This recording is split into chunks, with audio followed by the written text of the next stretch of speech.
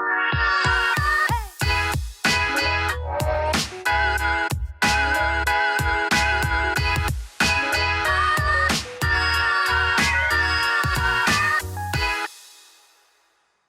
everybody, Mick here from TRAFFIT. Welcome to an episode of Outside HR.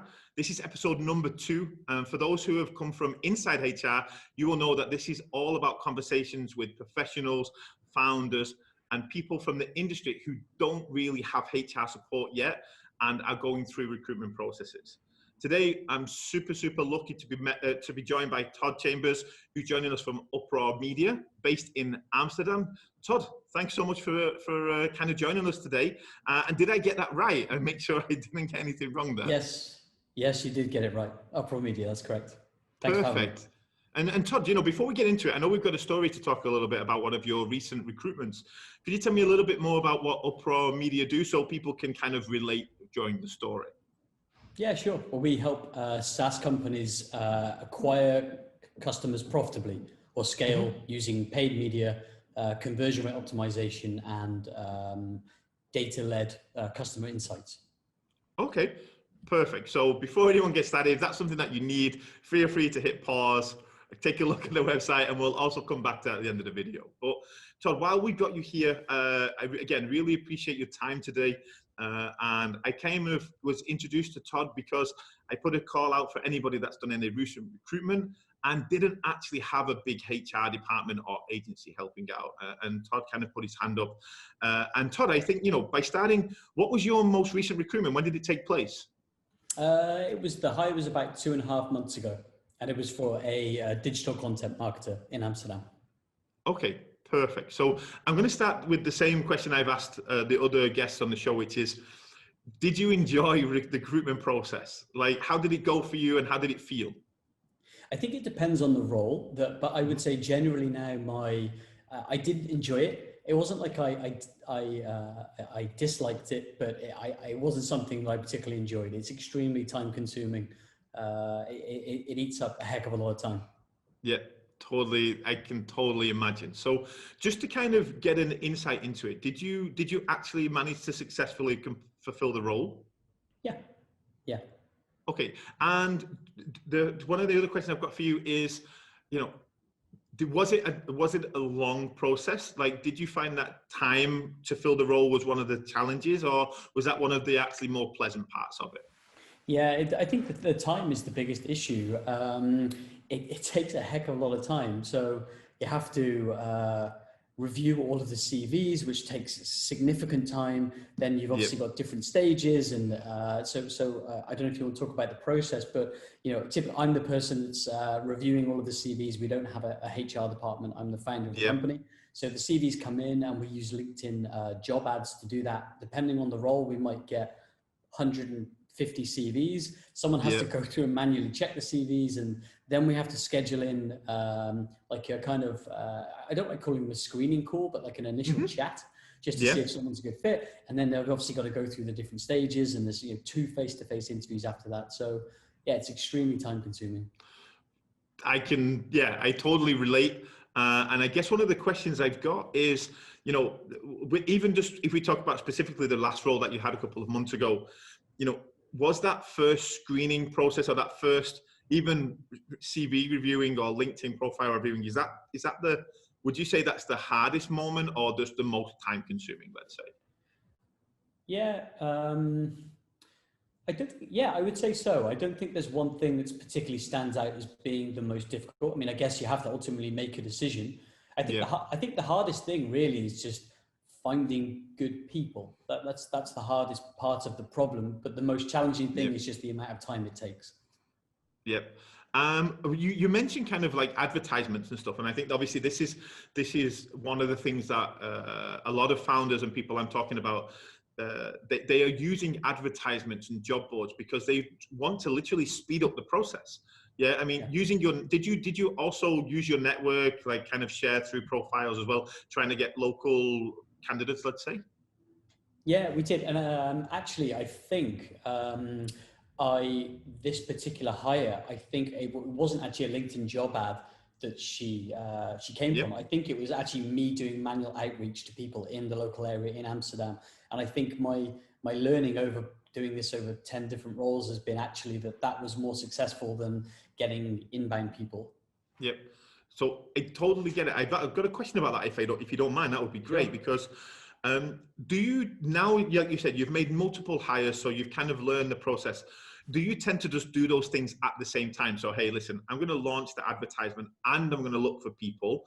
Or is it like, let's launch the ad, see if I get the right candidate. Okay, I Correct. didn't, I got to go and do it. So the second one. Yeah, correct. Okay, yeah. So that is also time, right? Because you're like, come on, I want the advertisement to work. You wait, you believe, you hold your breath. And sometimes you get lucky. Sometimes you do get lucky. You post a job ad and you just happen to hit the right person at the right time. And it's like, wow, this person's perfect. And the stars align and everything's great. But the truth is most of the time that doesn't happen. And what I find is that, and this is just my experience, I'm not experienced in HR, but the people that are maybe proactively searching for a job in that moment, in general, on average, you're probably not the highest quality candidates. The really good people are already in good positions already. So the insight probably from the last role and the one probably before was that actually doing the outreach and finding good people in good positions probably wielded better candidates. No, I totally. I mean, I'm originally from a sales background, and I wrote a post a couple of maybe even years ago on LinkedIn, which is again, I was always told that good salespeople don't apply for jobs. Yeah, like they are good salespeople are hard to find. Therefore, but I think I mean, of course, some people are just not in the right role at the time. So part of what their candidate experience is going to be is to go out and look for roles. But I'm sure that the top quality candidates, they are probably being searched by 2 or 3 other recruiters at the same time. So, kind of coming to that, was it, is that something that was challenging for you to get their attention, or you found that like reaching out on LinkedIn or connecting, those kind of conversations happen quite naturally? Yeah, I think the response rates are typically quite low. I think good candidates probably get a lot of people reaching out, but yeah. And is that a message that you've kind of manipulated, tested, tried? Like, how much time would you say that you invest a lot of time into those reach outs? I mean, because again, like you said, you're a founder. How much time can you actually have? The truth is I didn't. I used LinkedIn Sales Navigator with a LinkedIn automation tool. I just filtered by people, and it was a bit of a spray and pray approach because my time is limited, but it kind of did work. I think if I had more time, or maybe if it was more of a senior hire, then maybe I would be a bit more manual, a bit more strategic. But I used automation as best I could to speed up the process. I can totally imagine, and then again, time is the part, right? I mean, time is the challenge that we don't have, and I think have in your company, have you had the consideration of using outside help, outside consultants, or still you don't feel that is really required right now? It's definitely been a consideration, but every time I've spoken to a recruitment company, the fees to me, like if we're thinking theoretically, maybe it would cost us 8K. When I look at 8K versus me posting 200 on LinkedIn job ads and automating some outreach and doing the responses, the 8K doesn't quite stack up to me. So that's always been one option. The other thing I've also looked at is like an ATS, an applicant tracking system, because for example, in LinkedIn, I think they've even, I was looking at it a few days ago, and I think it's actually got worse. Like the managing of the candidates in LinkedIn job ads is awful. So one of the really time-consuming things is like when people, for me, what I'll do is I'll get the CVs, I review them, then I'll send out some follow-up questions to filter people out. But then actually when people respond, there's a next stage and a next stage, and the way that LinkedIn handles all of that is quite counterintuitive in my mind. So challenging, maybe. But then looking at the ATS software again, there was quite a few I looked at, and I think again when I was looking at the cost, it was touch and go. Yeah. I mean, I totally get it. I mean, as anyone that's watching the video, one thing to know is that obviously Todd isn't our client. This is a totally neutral conversation to try to get some really cool insights. And it's really hard, everybody I talk to, it's really hard to sum up the ROI on recruitment costs, right? And recruitment investment, let's say. Especially when you've got a history and a past of still fulfilling roles without them. So I guess the next question I would have is, if you could share, it sounds like the process that you did worked really well to get out to the right candidates. How did the next stage look for you when you started getting those responses from the LinkedIn automation and LinkedIn Sales Navigator? Was it a big group of people? Did you get down to like 10? How did it kind of look for you guys? Yeah, so I'd say roughly speaking, if we had 100 CVs, maybe I would probably convert 20% of those into a kind of a next step.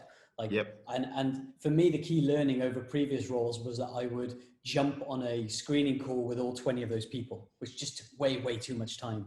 And then there was second stage and there was third stage. Now I'll send follow-up questions, and that filters out probably at least 70%, maybe 60% of people don't even respond. So then that gets me down to the more serious people. And then depending on those responses, I might filter out some more. So, and another key learning has been over the 10 hires I've made is that you should try and give people a task as closely related to the position they're going to do as possible. So that's helped save me a little bit of time and also increase the quality of the people. Yeah. I mean, I'm a big advocate for tasks. I think it's also even just asking people for that little bit slight more effort narrows the playing field instantly, right? Because some people are jumping ship, or they weren't that serious, or they're like, oh my God, now I have to prove I can do this job, and maybe I can't. So it seems like a win. It's actually, it's a really great question, because I think a lot of people ask me about this. How do you come up with the task? Is it just something that you go, okay, I know this role, I've done it myself, I'm going to ask this question? Or are you kind of, there is a great resource maybe online where you find some cool tasks? How did you come up with the tasks? Yeah, so we had this question last week. So one of the criteria for the task was it needed to be easy for us. So we in this case, the last one we did, we already had a video explaining a process, and we had a really long form blog article. So the task was they had to read the blog article, they had to understand the concept, they had to watch the video. Within the video we'd already built like a framework, which is basically, it was just, they had to build a Google ad search campaign, and we'd done it in a spreadsheet, and they had to follow the process. So for me, the task was, can you, from your own initiative, read the information, understand, and then deliver something of value, and then and also explain, why the outcome was how it was. So so the task was basically predefined by, was it easy for us to actually give them the instruction, or do I have to make a video and a new framework? And it was, can they listen, absorb information, and then ultimately explain why they took that path? Okay, totally. I mean, again, I think it's great. And then on the flip side, I'm thinking, okay, then you had to evaluate those tasks, which again is time. But I guess this is where we get to this kind of maybe emotional side of recruiting, which is still, for you, is it a fear to get the wrong person, or is it a fear that it's going to take too much time? Like, I'll give you an example. The last person that I spoke to on the thing said, because she didn't enjoy recruitment and she was stressed about the outcome, she tended to accelerate the process and make to kind of sacrifice on some of her expectations just to get it done. Is that something that you experienced, or you found that, over time you're willing to wait for the right candidate? I think it depends on the role. In this particular case, it was for an internship. So and you get a lot of candidates. So I think in that case, I wanted to alleviate as much time as possible. But I think if it was for more of a senior role, I would be more than happy to dedicate the time. Okay, makes a lot of sense. Again, if we can tap into this, actually, Todd, would you say, maybe not over the most recent hire, but maybe some of your early stage hires, did you ever hire someone and you realized that it wasn't a good fit, and you changed the way that you recruit to kind of avoid that again? Or have you had mostly really good success with the hires that you made? It's mostly been really good success, but I think maybe one of the mindset switches I've had is to focus more on the person's ambition and mindset and values over their skill set, because I think you can teach skill set. And I think another thing I would say is that for me, if I want a safe bet, it's better to hire people for a position that they've previously done and they previously have experience in. It sounds simple, right? But like it's not so easy sometimes. No, exactly. But people can make their CV look so amazing. Like you'll see the CV and wow, it's absolutely perfect. And then you speak to them or you give them a task and they're just terrible. So I think for me, the best way to know you're going to get a good person is to hire someone based on the actual experience. They've done that role previously. But then, I guess there's a cost analysis then as well, because then they're probably going to be more expensive. But that seems to be the safe bet. No, I mean, again, so if I check this the right way, and tell me if I'm not, it sounds like over your time period, you've been willing to just ask candidates to do a little bit more. You are also doing a little bit more by reaching candidates as well. And that effort from both sides seems to be finally equaling really good relationships. Would that be a good estimate? Yeah, it would be. And the thing about recruiting and in general is that what I've learned is, as like entrepreneurs, you want to dial everything in and optimize the process as best you can. But I feel like recruiting and HR and people, it's so difficult. You can apply the best framework and procedures as you like, and then the person could be amazing or they can be terrible. So it's super hard. I summarize this correct. I totally get it. I once made a great hire, a girl joined my team in my previous company, and we did all, like you said, advertising, job boards, etc. We worked in a co-working space, and she was 3 doors down the hall. And she even came for the interview. And after the interview, I was like, do you want me to walk you out? And she was like, yeah, I kind of work here, So I was like, wow. It's like, so they do seem to just keep throwing these curveballs, right? When you talk about recruitment and HR, it is unpredictable because it's people, I guess. That's the key part of it, right? It's not conversion rates. It's not, impressions. There are still some elements that are outside of it. But I guess I've got like a couple of questions to wrap it up, because I'm really, really aware of how valuable your time is. And the first one is, Todd, like, especially considering your most recent hire, which happened at this crazy time of COVID changes and so on, is there something in your last recruitment process that you took away, like, okay, wow, that's different now than it used to be, and that kind of stuck with you? Or have you found that recruitment didn't really evolve that much during this time? Yeah, it's the truth is it hasn't really changed. I think the process is still the same. I'm a huge believer in I like remote work, but I really see the value and the benefit of people being office based. So for me, I think maybe the opportunity of COVID is that, maybe there's so many people working remotely and there's many more people in the world you can tap into. But for me, I think I prefer having some level of face-to-face interaction, even if it's only 2 or 3 days a week. So to be honest with you, the process hasn't really changed too much. I know a lot of, we joke because here based in Poland, we have a lot of IT recruiters. And, when COVID hit and the first round of layoffs was taking place, I think that a lot of founders or maybe even recruiters started licking their lips, because we all expected that suddenly it will become an employer's market and all these IT people will be looking for a job. And it didn't change. In fact, because of the remote work, suddenly lots of companies from the US started looking more at developers based here. So actually the market got even more competitive. So it's not like that. I know it's definitely not like that for every industry, but it's not surprising for me also when you tell me that it didn't change so much. And I think that one of those core things that everyone's going to look at now on job descriptions is remote, not remote, hybrid, not hybrid. I'm the same as you. I'm a big fan of having my team at least able to come and have some face-to-face time when needed.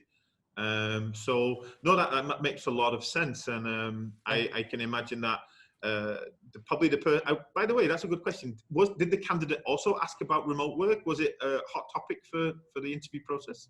Yeah, they did. So we were lucky because we had already gone down to 1 day a week remote working in the middle of the week.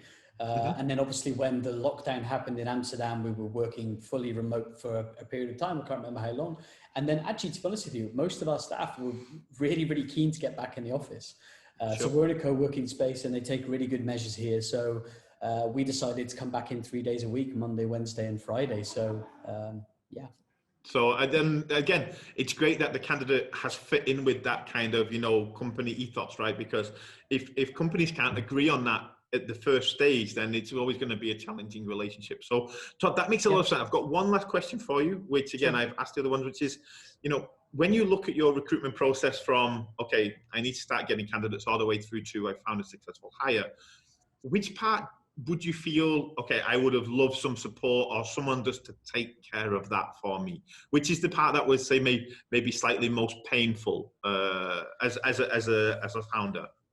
I think it's the follow-ups. I think it's the pipeline. It's the pipeline. It's if you've got let's say 20, 30 people in a pipeline, super time consuming. So I think it's just the follow-ups, the reviewing of the tasks, and just getting people through all those different stages. It would be great for me as a founder if I could say, hey, post this job on LinkedIn. This is what I need. Come to me when you've got 2 really good people, 3 really good people. I can interview the last interview face-to-face and we can make a decision together. So I think it's all that grunt work in the middle. Yeah, just catching up with Pete, also taking the inbound questions from the candidates, like what's going on. I can imagine it's super time consuming. Todd, really, really valuable. I think that everyone watching the video will relate to those kind of things, but also there were some really valuable tips in there as well of just how to kind of, optimize the recruitment process. So I really appreciate your time. Todd, tell me, where people watching this video that were interested in what you said, maybe they have a couple of questions, how could they find you, or where can they talk to you more about, kind of UpRaw Media? Yeah, so they can go to uprawmedia.com and I'm pretty active on LinkedIn. So you can find me, Todd Chambers, UpRaw Media. Yeah. Perfect. Todd, thanks so much for your time. I really appreciate it. Best of luck with the rest of the hires and with business in general. Thanks so much. Yeah, it was a great pleasure. Thanks so much. You too. All right, thanks, Todd. Speak to you soon. Cheers.